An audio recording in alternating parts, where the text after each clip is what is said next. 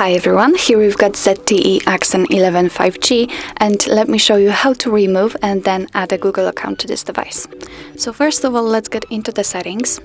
Then let's scroll down and find accounts. And as you can see here, we've got previously added Google account. If you want to remove it, simply tap on it and click on remove account.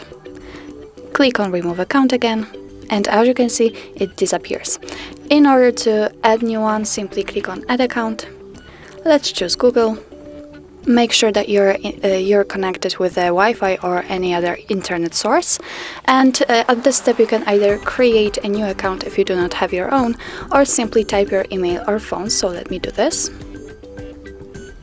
I've got it saved, so simply click on next. And here you have to enter your password, so let me do this out of the screen.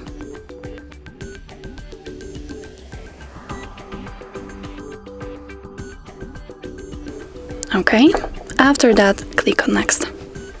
Here we've got the Google Terms of Service and Privacy Policy.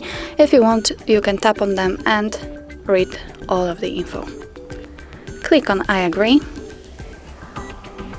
And here we've got some backup and storage info. Click on accept. And as you can see, we just added a Google account to our device. So that's all. This is how to remove and then add a Google account to your ZTE Axon 11 5G. Thank you so much for watching. If you find that this video was helpful, please hit the subscribe button and leave the thumbs up.